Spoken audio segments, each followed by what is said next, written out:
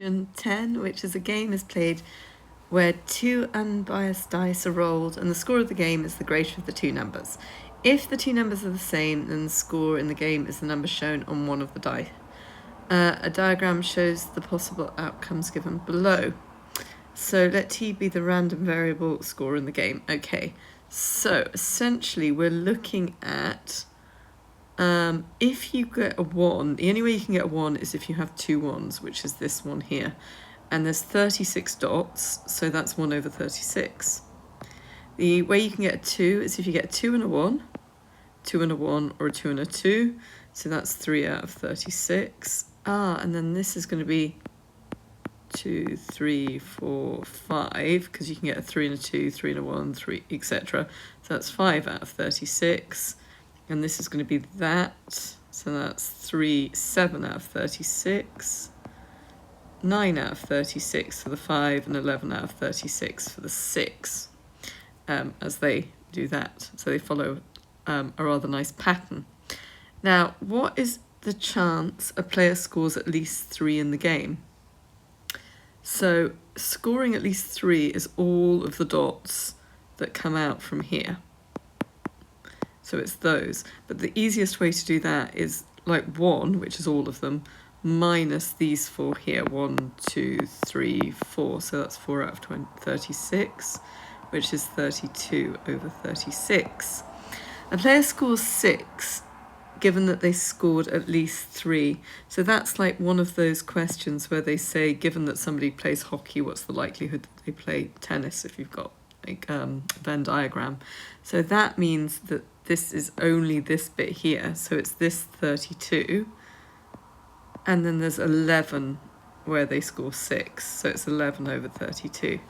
Find the expected score of the game. So what you do for that is you do 1 times 1 over 36, 2 times 3.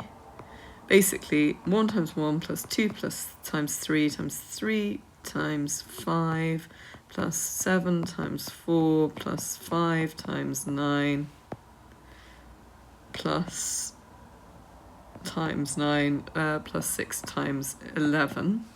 Put all that into your system, and then that will give you...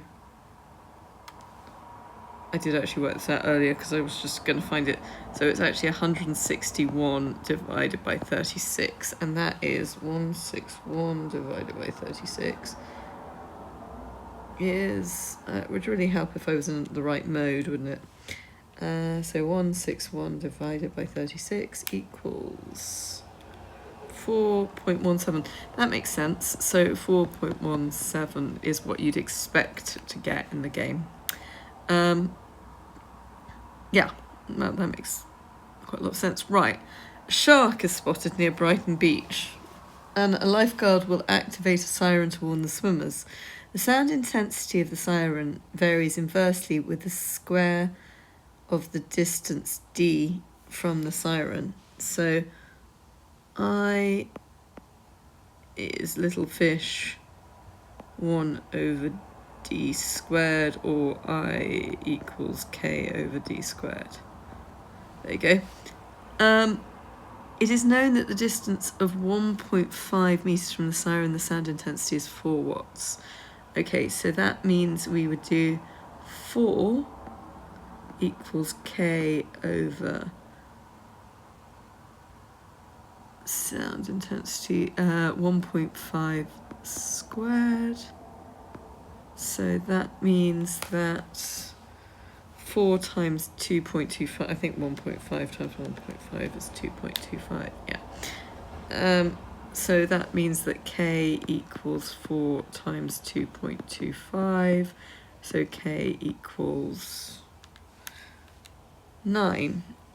Therefore, we know that I equals 9 over d squared, because we've just shown that.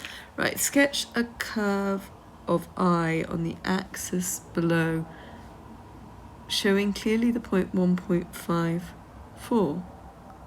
Okay, I'm just having a moment. So if we get... So if d is 1, then I... Let's just put 1... Where am I meant to be going? So 1.5. Hold on. 1, 2, 3, 4, 5, etc. So if that's 1.5. So 1 would be 9. That's about 10, so that's 9. 1.5 would be 10, it's 9, 5. So 1.5 would be 4. 4, 2, so 9 over 4 is 2.25. So that's about there. And let's just see if we could do, so 3 would equal 1, because that would be 9 squared, so that would be 1 there. 5 squared would be 9/25, which is starting to get quite small. So I think this is what it looks like. There we go. I mean, I managed to completely miss the whole point, but that's sort of what it looks like. While swimming, Scarlett can hear the siren only if the sound intensity at her location is greater than 1.5 times 10 to the power minus 6. Find the values of D where Scarlett can't hear the siren. So at 0, I'm just going to write this as an ordinary number, 0.0000015. It's 9 over D squared. So if D squared equals 9 over this, we will find out that. Let's just do 9 divided by 0.1234515 equals, and then if we square root that, we'll find what D is. So D is 249.5.